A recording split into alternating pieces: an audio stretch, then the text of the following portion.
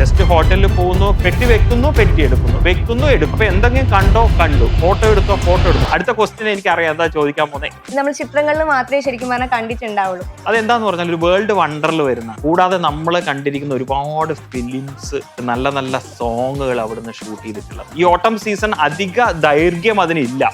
അത് ഒക്ടോബർ മാസം മാത്രം കിട്ടുന്ന ഒരു സംഭവം തന്നെ എന്ന് പറയാം. നമ്മളുടെ ഈ 9 days നമ്മൾ 5 രാജ്യങ്ങളാണ് ഉൾപ്പെടുത്തിയിരിക്കുന്നത്. പിന്നെ എടുത്തു പറയേണ്ടത് ബ്ലാക്ക് ഫോറസ്റ്റ് റീജിയൻ ആണ്. മൗണ്ട് ഇൻഡീസ് ഐഫൽ ടവർ, സ്വിറ്റ്സർലാൻഡിലാണ് മൗണ്ട് ഇൻഡീസ് വരുന്നത്. അപ്പൊ ഈ 2 സാധനങ്ങളാണ് ഇതിൽ ഏറ്റവും നമ്മൾ highlight, cream of the tour എന്നൊക്കെ പറയില്ല. Choose the programme wisely. Hello, യൂറോപ്പിലേക്ക് പോവാന്നുള്ളത് നമ്മുടെ എല്ലാവരുടെയും ഒരു ബക്കറ്റ് ലിസ്റ്റിലുള്ള ഒരു ഐറ്റം ആയിരിക്കും. പക്ഷെ എങ്ങനെ പോകും, എപ്പോ പോകും എന്നുള്ള അങ്ങനെയുള്ള ഒരുപാട് ഡൗട്ട്സ് നമുക്ക് ഉണ്ടാവും. അപ്പോൾ ഇത്തരത്തിലുള്ള നമ്മുടെ ക്വറീസിനെല്ലാം ആൻസർ ചെയ്യാൻ വേണ്ടി ഇന്നും നമ്മുടെ കൂടെയുള്ളത് GTHന്റെ ബിസിനസ് ഹെഡ് ആയിട്ടുള്ള വിപിൻ സാറാണ്. Hi sir. ഹായ്. യൂറോപ്പ് യാത്ര എന്ന് വെച്ചാൽ അധികം ഇപ്പൊ റെയർ ആയിട്ടുള്ള ഒരു കാര്യമല്ല. അപ്പോ ഈ നമ്മുടെ GTHന്റെ ഈ ഒരു ഐറ്റിനറിന്റെ പ്രത്യേകത എന്താന്നുള്ളതാണ് എന്റെ ആദ്യത്തെ ഒരു സംശയം. നീലാംബരി ചോദിച്ച പോലെ തന്നെ യൂറോപ്യൻ ഐറ്റിനറിയുടെ പ്രത്യേകത എടുത്തു പറയേണ്ട ഒരു സംഗതി എന്ന് പറയുന്നത് നമ്മൾ ഏത് സമയത്ത് പോകുന്നുള്ളതാണ് അല്ലെ. എല്ലാ രാജ്യങ്ങളിലേക്കുള്ള യാത്രകൾക്ക് ഒരു ബെസ്റ്റ് സീസൺ ഉണ്ട്. ആ സീസണിൽ പോയാൽ അത് ശരിക്കും എൻജോയ് ചെയ്യാൻ പറ്റുള്ളൂ. ഇപ്പൊ ത്രൂ ഔട്ട് ദ ഇയർ നമുക്ക് യാത്ര ചെയ്യണമെങ്കിൽ യൂറോപ്പിലേക്ക് യാത്ര ചെയ്യാം. പക്ഷെ സമ്മർ പീരീഡ് പോയാൽ നല്ല ചൂടായിരിക്കും, നമ്മൾക്ക് അത് ശരിക്കും എക്സ്പ്ലോർ ചെയ്യാൻ പറ്റില്ല. വിന്റർ ആണെങ്കിൽ നല്ല തണുത്ത ഒരു സമയമായിരിക്കും, ആ സമയത്ത് എക്സ്പ്ലോർ ചെയ്യാൻ പറ്റില്ല. അപ്പൊ ഐഡിയൽ ടൈം എന്ന് പറയുന്നത് നമ്മൾക്ക് യൂറോപ്പ് ആകുമ്പോൾ അത്യാവശ്യം തണുപ്പ് കിട്ടണം, എന്നാൽ വലിയൊരു തണുപ്പ് പാടില്ല, ചെറിയൊരു തണുത്ത കാറ്റും നല്ലൊരു ഫീല് കിട്ടുന്ന ഒരു പീരീഡ് ആയിരിക്കണം. അങ്ങനെ ഒരു പീരീഡിനാണ് ഓട്ടം സീസൺ എന്ന് പറയുന്നത്. ഈ ഓട്ടം സീസൺ അധിക ദൈർഘ്യം അതിനില്ല. അത് ഒക്ടോബർ മാസം മാത്രം കിട്ടുന്ന ഒരു സംഭവം തന്നെ എന്ന് പറയാം നമുക്ക്. അവിടെ ഫെസ്റ്റിവൽ സീസൺ ആണ് യൂറോപ്പിൽ. വൈൻ ഫെസ്റ്റിവൽ ഒക്കെ പല റീജിയൻസിൽ നടക്കുന്ന സ്ഥലമാണ്. അതുകൊണ്ട് നമ്മുടെ എപ്പോഴും നമുക്ക് ഒക്ടോബറിൽ ഒരു ഓട്ടം സ്പെഷ്യൽ ടൂർ നമ്മൾ ഓർഗനൈസ് ചെയ്യും. അതാണ് നമ്മുടെ ആ ഇയറിലെ ഒരു one of the best European tour എന്ന് എല്ലാവരും പറയുന്ന ഒരു ട്രിപ്പ്. ഓട്ടം സീസണിൽ ഓർഗനൈസ് ചെയ്യുന്ന ഒരു ട്രിപ്പാണ് അത്. ഒരു 9 ദിവസത്തെ ട്രിപ്പാണ് നമ്മളിപ്പോ പ്ലാൻ ചെയ്തിരിക്കുന്നത്. ഇതിൽ എത്രയൊക്കെ രാജ്യങ്ങൾ ഈ 9 ദിവസം കൊണ്ട് നമുക്ക് കവർ ചെയ്യാൻ പറ്റും? യൂറോപ്പിൽ എന്ന് വെച്ചാൽ ഒരുപാട് കൺട്രീസ് ചേരുന്നതാണ്. അപ്പം എത്ര കൺട്രീസ് നമുക്ക് ഈ 9 ദിവസം കൊണ്ട് കവർ ചെയ്യാൻ വേണ്ടി പറ്റും എന്നുള്ളത്? യൂറോപ്യൻ രാജ്യങ്ങളിൽ 28ഓളം രാജ്യങ്ങൾ കമ്പൈൻ ചെയ്തിട്ടുള്ളതാണ് അല്ലെ Europe continent. More than that, Schengen visa എടുത്തു കഴിഞ്ഞാൽ ഒരുവിധം രാജ്യങ്ങളിലൊക്കെ യാത്ര ചെയ്യാം. എന്നാലും ടൂറിസ്റ്റിക് ഫ്രണ്ട്ലി ആയിട്ട് അല്ലെങ്കിൽ റിനൗണ്ട് ആയ യാത്രക്കാർ പ്രിഫർ ചെയ്യുന്ന രാജ്യങ്ങളുണ്ട്. ആ രാജ്യങ്ങളിലേക്ക് പോകാനാണ് സഞ്ചാരികൾ ഏവരും കൊതിക്കുന്നത് തന്നെ. അപ്പൊ നമ്മളുടെ ഈ 9 days നമ്മൾ 5 രാജ്യങ്ങളാണ് ഉൾപ്പെടുത്തിയിരിക്കുന്നത്. 5 രാജ്യങ്ങൾ നീറ്റായിട്ട് കണ്ട് തിരിച്ചു വരിക എന്നുള്ളതാണ്. അടുത്ത ക്വസ്റ്റ്യൻ എനിക്ക് അറിയാം എന്താ ചോദിക്കാൻ പോകുന്നത്, ഏതൊക്കെ രാജ്യങ്ങൾ എന്നുള്ളതാണ്. ഫ്രാൻസും ബെൽജിയം, നെതർലാൻഡ്, ജർമ്മനി, സ്വിറ്റ്സർലാൻഡ് ആണ്. ഇതിന്റെ ഒരു പ്രത്യേകത, ഓട്ടം സീസണിൽ എല്ലാ രാജ്യങ്ങളും ഉൾപ്പെടുത്തി പോയതുകൊണ്ട് പ്രത്യേകിച്ച് കാര്യമില്ല. നമ്മൾക്ക് സ്വിസ്സും ജർമ്മനിയുമാണ് ഇതിൽ ഏറ്റവും ഭംഗി. ഡെഫിനറ്റ് ആയിട്ട് പാരീസിൽ നമ്മൾ സീൻ റിവർ ക്രൂസ് പോകുന്നുണ്ട് ഈവനിങ്ങിൽ. ആ പോകുന്ന സൈഡിൽ അതിന്റെ 2 സൈഡിലായിട്ട് മരങ്ങൾ ഇങ്ങനെ പൂത്തുലഞ്ഞ് നിൽക്കുന്ന ഒരു പീരീഡാണത്. യെല്ലോ റെഡ് കളറിൽ നമ്മൾക്ക് കണ്ണിന് ഒരു പ്ലീസിങ് ടു ഐ എന്നൊക്കെ നമ്മൾ പറയുന്നില്ലേ, അതുപോലെ കാഴ്ചകൾ നൽകുന്ന ഒരു സംഗതിയാണ് പാരീസിലുള്ളത്. പിന്നെ എടുത്തു പറയേണ്ടത് ബ്ലാക്ക് ഫോറസ്റ്റ് റീജിയൻ ആണ്. ജർമ്മനിയിലെ ഏറ്റവും ഭംഗിയുള്ള ഒരു റീജിയൻ എന്ന് പറയുന്നത് ബ്ലാക്ക് ഫോറസ്റ്റ് ആണ്. അത് നമ്മൾ ജർമ്മനിയിൽ നിന്നും സ്വിറ്റ്സർലാൻഡിലേക്കുള്ള യാത്രക്കിടയിൽ കാണുന്ന മനോഹരമായ ഒരു സ്ട്രെച്ച് ഓഫ് ട്രാവൽ ചെയ്യുന്ന ഒരു സ്ട്രെച്ചാണ് ഇത്. അത് കൂടാതെ തന്നെ ബ്രസൽസ്, ഓഫ് കോഴ്സ് എല്ലാ സ്ഥലങ്ങളിലെയും ഈ മരങ്ങള് യെല്ലോ റെഡിഷ് കളറായിട്ട് നിൽക്കുന്ന ഒരു പീരീഡാണ്. അപ്പൊ നമ്മൾക്ക് ഇവിടുന്ന് അതിനെന്താ എന്നുള്ള ചിലപ്പോ ഒരു തോട്ട് വരും. പക്ഷെ അത് നേരിട്ട് കണ്ട് മനസ്സിലാക്കുമ്പോൾ മാത്രമേ അതിന്റെ ഒരു ഫീൽ ആൻഡ് ഗുഡ് നിങ്ങൾക്ക് മനസ്സിലാവൂ എന്നുള്ളതാണ്. അപ്പൊ ഈ 9 days നമ്മൾ 5 രാജ്യങ്ങൾ വെച്ചിട്ട് മനോഹരമായിട്ട് സ്ട്രെച്ച് ചെയ്തിരിക്കുന്നു എന്നുള്ളതാണ് ട്രിപ്പിന്റെ ഒരു പ്രത്യേകത എന്ന് പറയുന്നത്. ഈ മരങ്ങളും ഇതൊക്കെ ഇലകളൊക്കെ കളർ മാറി റെഡും ഓറഞ്ചും യെല്ലോയിഷ് കളറിലൊക്കെ വരുന്ന സമയമാണ്. ഇത് നമ്മൾ ചിത്രങ്ങളിൽ മാത്രമേ ശരിക്കും പറഞ്ഞാൽ കണ്ടിട്ടുണ്ടാവുള്ളൂ. അപ്പൊ ഇത് ഇങ്ങനെയുള്ള യൂറോപ്പിന്റെ ഓട്ടം സീസണിന്റെ സൗന്ദര്യം നമുക്ക് ഏറ്റവും കൂടുതൽ ആസ്വദിക്കാൻ പറ്റുന്ന കൺട്രി ഏതായിരിക്കും? That is A good question.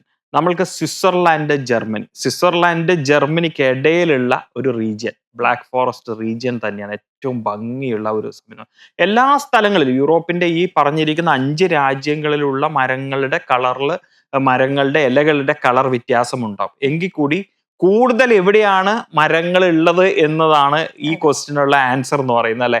അല്ലെങ്കിൽ അത് കൂടുതലും വരുന്ന ഒരു ഏരിയ ജർമ്മൻ സൈഡിൽ നമ്മൾക്ക് കാണാം. ഈവൺ എന്തിനു പറയുന്നു, നെതർലാൻഡില്, നമ്മൾ ആംസ്റ്റർഡാമിൽ പോലും നമുക്ക് നല്ല കാഴ്ചകൾ ഇത് കാണാൻ പറ്റുന്നുള്ളത് തന്നെയാണ് അതിൻ്റെ ഇത്. അപ്പം എല്ലാ രാജ്യങ്ങളിലും ഉണ്ട്.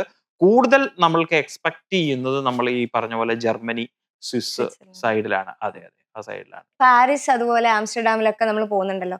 ഇതില് നമുക്ക് ട്രാവലേഴ്സിനെ അട്രാക്ട് ചെയ്യിക്കാനുള്ള എന്തൊക്കെ ഫാക്ടേഴ്സ് ആണ് ഉണ്ടാവുക? എടുത്തു പറയേണ്ട ഇതില് പാരീസ് 2 നൈറ്റ്, ആംസ്റ്റർഡാം 2 നൈറ്റ്. ഈ 2 രാജ്യങ്ങളിലും 2 നൈറ്റാണ്. സ്വിറ്റ്സർലാൻഡിലും 2 നൈറ്റാണ്. ഉം.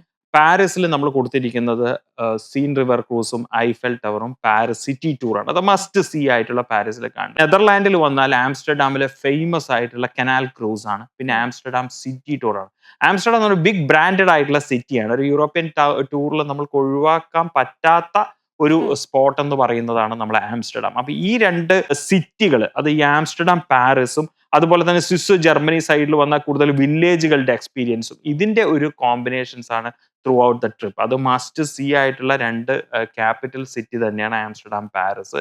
അത് അത്യാവശ്യം നമ്മളെ അട്രാക്ഷൻ കൊടുത്തുകൊണ്ട് തന്നെയാണ് പ്രോഗ്രാം ചാർട്ട് ഔട്ട് ചെയ്തിട്ടുള്ളത്. അതുപോലെ സാർ ഈ ഐഫിൽ ടവറിനെ കുറിച്ച് ഞാൻ എൻ്റെ ഒരു ക്യൂരിയോസിറ്റിന്റെ പുറത്ത് ചോദിക്കുകയാണ്. നമ്മൾ ചിത്രങ്ങളിൽ മാത്രം കണ്ടിട്ടുള്ള, ഞാനൊക്കെ അങ്ങനെ കണ്ടിട്ടുള്ളതാണ്. അപ്പം ഇത് കാണുക എന്ന് പറയുന്നത് വലിയൊരു ആഗ്രഹം തന്നെയാണ്. അപ്പൊ ഇത് ഒരു ആൾക്ക് നേരിട്ട് കാണുക എന്ന് പറഞ്ഞാൽ എത്രത്തോളം എക്സൈറ്റിംഗ് ആയിട്ടുള്ള ഒരു കാര്യമായിരിക്കും? നല്ലൊരു ക്വസ്റ്റ്യൻ ആണ്. ആ ക്വസ്റ്റ്യനുള്ള ആൻസർ നമ്മൾ അത് നേരിട്ട് കണ്ട് നമ്മൾക്ക് ആ സമയത്ത് കിട്ടുന്ന ഒരു ഫീലിംഗ് എന്ന് പറയുന്നത് പറഞ്ഞറിയിക്കാൻ പറ്റാത്ത ഒരു സംഭവം. അതെന്താന്ന് പറഞ്ഞാൽ ഒരു വേൾഡ് വണ്ടറിൽ വരുന്നതാണ്. കൂടാതെ നമ്മൾ കണ്ടിരിക്കുന്ന ഒരുപാട് ഫിലിംസ് ഷൂട്ട് ചെയ്തിട്ട് നല്ല നല്ല സോങ്ങുകൾ അവിടുന്ന് ഷൂട്ട് ചെയ്തിട്ടുള്ളതാണ്. അല്ലെ, ഇപ്പോഴും കുറേ റീലുകൾ നിങ്ങൾ നോക്കിയാൽ കാണാം. ആ പാട്ടുകൾ വെച്ചുള്ള റീലുകൾ പാരീസിലെ ഐഫൽ ടവറിന് മുന്നിൽ. അപ്പം 3 ഫ്ലോർ ആണ് ഇതിന്, 3 ലെവലിലാണ് ഐഫൽ ടവർ ഉള്ളത്. ഇതിന്റെ സെക്കൻഡ് തേർഡ് ലെവലിലാണ് നമുക്ക് ഇതിന് വ്യൂ കിട്ടുന്നത്. കൂടുതലും സെക്കൻഡ് ലെവലിൽ നല്ല വൈഡ് ആയിട്ടുള്ള വ്യൂ, തേർഡിലും ഡെഫിനറ്റ് ആയിട്ട്. ഫസ്റ്റിൽ കുറെ റെസ്റ്റോറൻറ്റ്സും കാര്യങ്ങളൊക്കെയാണ് ഇതിൽ വന്നിരിക്കുന്നത്. അപ്പൊ 4 പില്ലറാണ് ഐഫൽ ടവർ. അതിൽ മോസ്റ്റ് പ്രോബ്ലി 2 പില്ലർ ആയിരിക്കും നമുക്ക് ലിഫ്റ്റ് വഴി മുകളിലേക്ക് കയറാൻ വേണ്ടി പറ്റുന്നത്. ഒന്ന് വന്നിട്ട് ഈ നമ്മുടെ ക്ലൈംബ് ചെയ്ത് അല്ലെങ്കിൽ നടന്ന് കയറേണ്ടതാണ്. അത് മിക്കവാറും നമ്മളെ കൊണ്ട് പറ്റുന്നതല്ല, പറ്റായികയില്ല. എന്നാലും നമ്മുടെ സമയവും കാര്യങ്ങളും അതൊക്കെ പോകുന്നുണ്ട്. ലിഫ്റ്റ് ആയിരിക്കും മാക്സിമം നമ്മൾ എലിവേറ്റർ യൂസ് ചെയ്തിട്ടാണ് മുകളിലേക്ക് പോകുന്നത്. അപ്പൊ മുകളിൽ കയറി കഴിഞ്ഞാൽ താഴത്തോട്ട് നോക്കുമ്പോൾ നമുക്ക് കിട്ടുന്ന ആ ഷോംസെലിസിയ ഏരിയ, അതുപോലെ പാരീസിന്റെ ഒരു എക്സാക്ട് വൈബ് നിങ്ങൾക്ക് ഈ ഐഫൽ ടവറിന്റെ മുകളിൽ കയറി താഴോട്ട് നോക്കുമ്പോൾ കിട്ടും. നമ്മൾ ഏകദേശം ഒരു 1 അവർ, നമ്മൾക്ക് ഒരു 45 മിനിറ്റ്സ് 1 അവർ അവിടെ സ്പെൻഡ് ചെയ്യാനുണ്ടാവും. അപ്പോൾ പ്രത്യേകിച്ച് പറയാം. പിന്നെ നമ്മൾ ഐഫൽ ടവറിന്റെ പുറത്ത് പോയിട്ട് നമ്മൾക്കൊരു ഏരിയയിൽ പോയി കഴിഞ്ഞാൽ അവിടുന്ന് കറക്റ്റ് ആയിട്ട് ഐഫൽ ടവർ ബാക്ക്ഗ്രൗണ്ടിൽ കിട്ടുന്ന രീതിയിൽ ഇങ്ങനെ ഐഫൽ ടവറിനൊക്കെ ഇങ്ങനെ പിടിച്ചിട്ടുള്ള ഫോട്ടോസ് അല്ലൊക്കെ പല ഫോട്ടോസും നിങ്ങൾ കണ്ടിട്ടില്ല. അപ്പൊ അങ്ങനെയുള്ളതൊക്കെ കിട്ടാനുള്ള, പിക്ചർ എടുക്കാനുള്ള നല്ല സ്പോട്ടുകൾ അതിന്റെ പുറത്തുണ്ട്. അപ്പൊ അത് നമ്മളുടെ ടൂറിലെ സെക്കൻഡ് ഡേയിലാണ്, പാരീസ് അറൈവൽ ആയിട്ടുള്ള ഐറ്റിനറിയുടെ സെക്കൻഡ് ഡേയിലാണ് ഐഫൽ ടവർ എപ്പോഴും വരുന്നത്. അപ്പം അത് കാണുന്നതോടുകൂടി ഒരു ഗൂസ് ബംബ് എന്ന് പറഞ്ഞ രീതിയിൽ ആൾക്കാർക്ക് വരുവാണ്. പിന്നെ എപ്പോഴും നമ്മുടെ ഈ ഒരു യാത്രയിലാണെങ്കിൽ തന്നെ ഐഫൽ ടവറും മൗണ്ട് ഇറ്റ്ലീസ് ഐഫൽ ടവർ സ്വിറ്റ്സർലാൻഡിലാണ് മൗണ്ട് ഇറ്റ്ലീസ് വരുന്നത്. അപ്പൊ ഈ 2 സാധനങ്ങളാണ് ഇതിൽ ഏറ്റവും നമ്മൾ highlight, cream of the tour എന്നൊക്കെ പറയില്ലേ, അതുപോലെ നമ്മൾ ഹൈലൈറ്റ് ചെയ്യേണ്ടത് ഈ 2 കാഴ്ചകളാണ്. അപ്പൊ നമ്മൾ ഈ ബുക്കിൽ കണ്ടിരിക്കുന്ന സാധനങ്ങൾ അത് റിയാലിറ്റിയിൽ കാണുമ്പോൾ ഡെഫിനറ്റ് ആയിട്ട് നമുക്കറിയാം. ബുക്കിൽ കണ്ട ഒരു സാധനം നമ്മൾ നേരിട്ട് പോയിട്ട് അത് ടച്ച് ആൻഡ് ഫീൽ ചെയ്യുമ്പോഴല്ലേ, അപ്പൊ ആ ഒരു വൈബിൽ അത് കാണുന്ന സമയത്ത് അത് പ്രത്യേകിച്ച് നമ്മൾക്ക് കുറച്ചൊരു തണുത്ത കാറ്റും കൂടെ കിട്ടിയാലോ എങ്ങനെ ഉണ്ടാവും. അപ്പൊ അങ്ങനെ കിട്ടണമെങ്കിൽ ഈ പറഞ്ഞ ഒക്ടോബർ മാസം പ്രിഫറബിളി അതിന് നല്ലൊരു പീരീഡും കൂടിയാണ്. പിന്നെ നമുക്ക് ലെസ് ക്രൗഡഡ് ആയിട്ടുള്ള ഒരു പീരീഡ് ആണ് ഒക്ടോബർ. വലിയൊരു റഷ് ഇല്ല അവിടെ ഒരുപാട് ഫെസ്റ്റിവൽ യൂറോപ്പിന്റെ പല സൈഡിലും നടത്തുന്നുണ്ട്. അവിടുത്തെ ലോക്കൽസും എല്ലാം തന്നെ പലതരത്തിൽ എൻഗേജ്ഡ് ആയിരിക്കുന്ന ഒരു സമയമാണ്. അപ്പൊ വലിയ ക്രൗഡ് ഇല്ലാത്ത രീതിയിൽ ഈ കാര്യങ്ങൾ എക്സ്പ്ലോർ ചെയ്യാനും കൂടെ പറ്റുന്ന യാത്രയാണ് ഒക്ടോബറിലുള്ളത്. ഐഫൽ ടവറിനെ ചോദിച്ചിട്ട് വളരെ നല്ലൊരു ക്വസ്റ്റ്യൻ ആണ്. അത് ഫീൽ ആൻഡ് എന്താ പറയാ, അത് പോയി കണ്ടുകൊണ്ട് ഫീൽ ചെയ്യുമ്പോൾ ഉള്ള എക്സ്പ്രഷനെ നമുക്ക് പറയാൻ പറ്റുള്ളൂ. Definitely must visit. ഞാൻ ഒരു റീല് കണ്ടാണ്, അത് കാണാനായിട്ട് പോയിട്ട് കാണാൻ പറ്റാതെ തിരിച്ചു വന്നു എന്നുള്ളത്. അത് എന്തുകൊണ്ടാണ് അങ്ങനെ വരുന്നത്? അല്ലെങ്കിൽ അത് നമുക്ക് എപ്പോഴും ഇങ്ങനെ എക്സ്പെക്ട് ചെയ്യാൻ പറ്റുന്ന കാര്യമാണോ? ഇല്ല, മൗണ്ട് ടിറ്റ്ലിസ് അങ്ങനെ കാണാൻ പറ്റാത്ത സാഹചര്യം വരാറില്ല. മെയിൻ്റനൻസ് നടക്കുവാണെങ്കിൽ അവർ വേറെ റൂട്ട് ഉണ്ട്, ആ റൂട്ടിലൂടെ മുകളിലേക്ക് അവർ എത്തിക്കും. പിന്നെ വരുന്നൊരു ഈ ഐസിൽ നമ്മൾക്ക് എന്തെങ്കിലും സ്ലിപ്പറിയും സാധനങ്ങളൊക്കെ അത് വിന്റർ ടൈമിൽ ട്രാവൽ ചെയ്ത് കഴിഞ്ഞാൽ വരുന്ന എന്തെങ്കിലും സംഗതികൾ മാത്രം, അങ്ങനെയെല്ലാം വന്നാലുള്ളത് മാത്രമേ ഉള്ളൂ. നോർമൽ കേസസിൽ അതിനുള്ള ഒരു സാധ്യതയില്ല. ബിക്കോസ് 10,000 ഫീറ്റ് എബോവ് ലെവൽ അവരുടെ മെയിൻ ആയിട്ടുള്ള അട്രാക്ഷൻസ് ആണ്. അപ്പൊ അതുകൊണ്ട് തന്നെ അത് നമ്മൾക്ക് ഡെഫിനറ്റ് ആയിട്ടും, നമ്മളിപ്പോ എത്രയോ ടൂറുകളല്ലേ, 100 കണക്കിന് യാത്രകൾ ഓർഗനൈസ് ചെയ്തതിലും ഡെഫിനറ്റ് ആയിട്ട് ഇതുവരെ നമുക്ക് മൗണ്ട് ഇറ്റ്ലിസ് അങ്ങനെ ഇതില്ല. അത് മേ ബി വിന്റർ ടൈമില് നല്ല സ്നോ വരും, സ്ലിപ്പറി ഒക്കെ വരുന്ന സമയത്ത് ക്ലോസിങ്ങിനുള്ള ഒരു സാധ്യത ഉണ്ടെന്ന് മാത്രമേ ഉള്ളൂ. അല്ലാത്തത് അതൊക്കെ എന്താ പറയാ, നമ്മള് സ്വിറ്റ്സർലാൻഡിനെ കുറിച്ച് പറയുമ്പോൾ തന്നെ ഒരുപാട് മൗണ്ടൈൻസ് ആണ്. ആൽപ്സ് മൗണ്ടൈനിലായിട്ട് കവർ ചെയ്തിരിക്കുന്ന 2 രാജ്യങ്ങളിൽ ഓസ്ട്രിയ ഉണ്ട്, സ്വിറ്റ്സർലാൻഡ് ഉണ്ട്. സ്വിറ്റ്സർലാൻഡിൽ എല്ലാവരെയും അട്രാക്ട് ചെയ്യുന്നത് മൗണ്ട് ഇറ്റ്ലിസ് ആണ്. യോങ്ഫ്രോ ഉണ്ടെങ്കിൽ കൂടി മൗണ്ട് ഇറ്റ്ലിസിലാണ് കുറച്ചും കൂടെ ആക്ടിവിറ്റീസ് കൂടുതലുള്ളത്, അല്ലെങ്കിൽ കുറച്ചും കൂടെ സേഫ്റ്റി ഇൻ ദ സെൻസ് എല്ലാം പറയുന്നത് എല്ലാം കുറച്ചും കൂടെ നല്ലത് മൗണ്ട് ഇറ്റ്ലിസ് ആണ് ആക്ടിവിറ്റീസിന്. അപ്പൊ ഡെഫിനറ്റ്ലി ഈ ട്രിപ്പിൽ ഞാൻ നേരത്തെ പറഞ്ഞതുപോലെ തന്നെ മസ്റ്റ് വിസിറ്റ് ആണ്. So any time you can go and experience the different സ്നോയുടെ പലതരത്തിലുള്ള മാറ്റങ്ങൾ അല്ലെ രൂപഭേദ്യങ്ങൾ നിങ്ങൾക്ക് പ്രകടമാകുന്ന ഒരു സംഗതിയാണ് മൗണ്ട് ഇറ്റ്ലിസ്. ഇൻസ്റ്റഗ്രാമും അതുപോലെ ഫേസ്ബുക്ക് ഒക്കെ നോക്കുന്ന സമയത്ത് ഒരുപാട് കൺഫ്യൂസിംഗ് ആയിട്ടുള്ള ഒരുപാട് റീൽസ് നമ്മൾ കാണാറുണ്ട്. അതായത് ഇപ്പം പല ട്രാവൽ ഏജൻസിന്റെ ആണെങ്കിലും ഇതുപോലെ ഓരോ 10 ദിവസം 12 രാജ്യങ്ങൾ കവർ ചെയ്യാൻ പറ്റും, 12 ദിവസം 10 രാജ്യങ്ങൾ കവർ ചെയ്യാം, അങ്ങനെയൊക്കെ പറഞ്ഞിട്ടുള്ള ഒരുപാട് വീഡിയോസ് നമ്മൾ കാണുന്നുണ്ട്. അപ്പൊ ഇങ്ങനെ കാണുന്ന സമയത്ത് ആൾക്കാർക്ക് സ്വാഭാവികമായിട്ടും കൺഫ്യൂഷൻസ് വരാറുണ്ട്. അങ്ങനെയുള്ള സമയത്ത് നമ്മുടെ ഈ ഒരു ട്രാവലിന്റെ അല്ലെ ട്രിപ്പിന്റെ ഒരു ഐറ്റിനറി ജനറേറ്റ് ചെയ്യുന്ന സമയത്ത് സാർ എന്തൊക്കെ കാര്യങ്ങളാണ് ശ്രദ്ധിച്ചിട്ടുള്ളത്? Very relevant question. ഇതിന് ഫസ്റ്റ് ആയിട്ട് എനിക്ക് പറയാനുള്ള കാര്യം, നമ്മൾ ചൂസ് ചെയ്യുന്ന പ്രോഗ്രാമുകളാണ്. അതായത് ക്ലയന്റിന്റെ കയ്യിലാണ് പ്രോഗ്രാംസ് ഉള്ളത്, പാസഞ്ചറുടെ കയ്യിലാണ് ഐറ്റിനറി കിട്ടുന്നത്. അപ്പൊ അവര് നിർബന്ധമായിട്ട് നോക്കേണ്ടത് ഫസ്റ്റ് സംഗതി എന്ന് പറഞ്ഞാൽ എന്താ, നമ്മളൊരു വീട് എടുക്കുമ്പോൾ ഫസ്റ്റ് നമ്മൾ നോക്കുന്നത് എന്താ, ഡ്രോയിങ്സ് ആണ് അല്ലെ. ഒരു ആർക്കിടെക്റ്റിനെ കൺസൾട്ട് ചെയ്ത് അത് വരയ്ക്കുവാണ് ചെയ്യുന്നത്. ഈ വീട് എങ്ങനെയാണ് വേണ്ടത്, അത് അല്ലെ പ്ലാൻ ഉണ്ടാക്കുന്നു, അതിന്റെ 3D ഉണ്ടാക്കുന്നു, അതിനുശേഷം മാത്രമേ നമ്മൾ അതിന്റെ ഒരു കൺസ്ട്രക്ഷൻ പ്രോസസ്സിലേക്ക് പോകുന്നുള്ളൂ.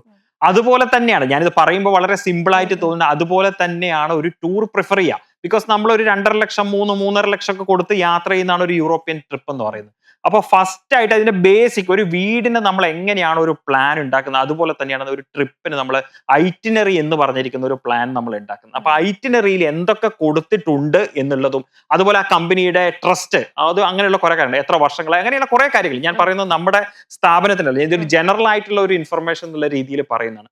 അപ്പൊ എങ്ങനെയാണ് ഇവർ അലോക്കേറ്റ് ചെയ്തിരിക്കുന്നത്, ഇപ്പൊ ഇത്രയും രാജ്യങ്ങളുണ്ട്, ഓരോ രാജ്യത്തും എത്ര നൈറ്റ് നമ്മൾ കൊടുത്തിട്ടുണ്ട്. വളരെ, ഞാൻ ഇതിനു മുന്നേ ഉള്ള പോഡ്കാസ്റ്റിൽ ഇത് പറഞ്ഞിട്ടുള്ളതാണെന്ന് തോന്നുന്നു. ഓരോ സിറ്റിയിൽ എത്ര നൈറ്റ് കൊടുത്തത്, 2 നൈറ്റ് മിനിമം ഒരു സിറ്റിയിൽ വേണം.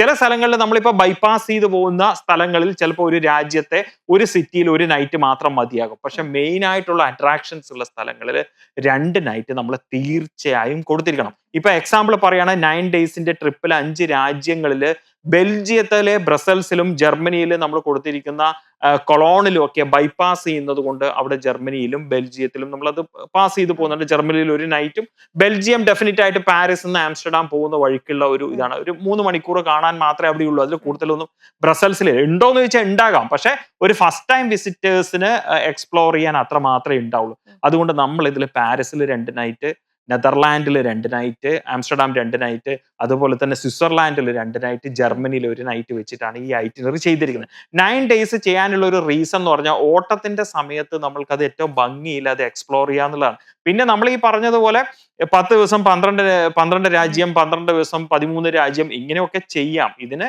ജസ്റ്റ് ഹോട്ടലിൽ പോകുന്നു, പെട്ടി വെക്കുന്നു, നമ്മൾ ട്രിപ്പിന് ഇതിന് ടൂറിന് സൈറ്റ് സീയിങ്ങിന് പോകുന്നു, നെക്സ്റ്റ് ഡേ പോകുന്നു, പെട്ടി വെക്കുന്നു, പെട്ടി എടുക്കുന്നു, വെക്കുന്നു, എടുക്കുന്നു. ഈ സെറ്റപ്പിൽ മാത്രമേ നമുക്ക് പോകാൻ പറ്റുള്ളൂ. അപ്പൊ എന്തെങ്കിലും കണ്ടു, ഫോട്ടോ എടുത്തു.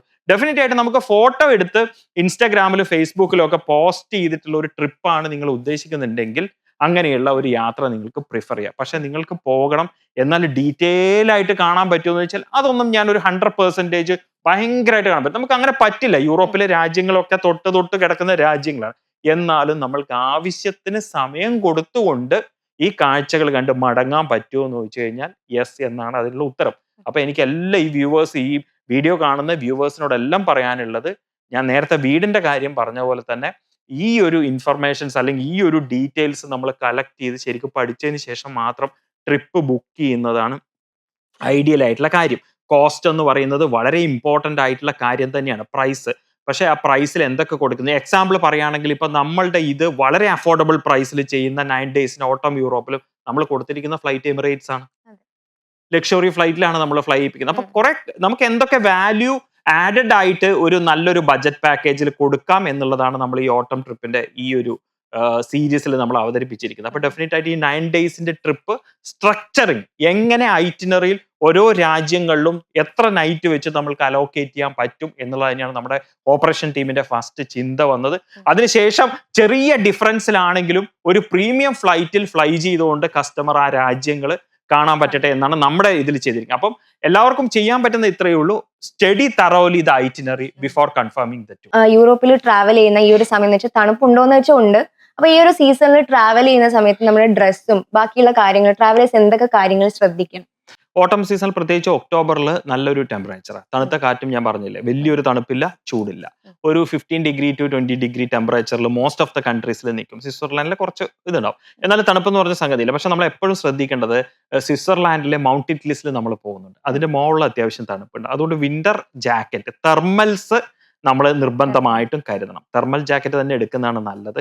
അതിന്റെ കൂടെ തന്നെ ഒരു ക്യാപ്പ്, നമ്മൾ ചെവിയൊക്കെ കവർ ചെയ്യാൻ പറ്റുന്ന ടൈപ്പിലുള്ള ഒരു ക്യാപ്പ്, പിന്നെ സൺഗ്ലാസ് ഡെഫിനറ്റ് ആയിട്ട് എടുക്കണം. പിന്നെ ലിപ് ബാം, ലിപ്പ് പ്രൊട്ടക്ട് ചെയ്യണം. ചിലവർക്ക് അത് തണുപ്പ് വന്നാൽ ലിപ്പിന് ഒരു ക്രാക്ക്. പിന്നെ നമ്മൾ ഫേസിന് ചെയ്യേണ്ട സൺസ്ക്രീൻ പോലുള്ള കാര്യങ്ങൾ, മോയ്സ്ചറൈസറിങ് പോലുള്ളത്, പിന്നെ ഒരു ഗ്ലൗസ് പറ്റുവാണെങ്കിൽ. അത് സാധാരണ സ്ഥലങ്ങളിൽ ആവശ്യം ഉണ്ടാവില്ല.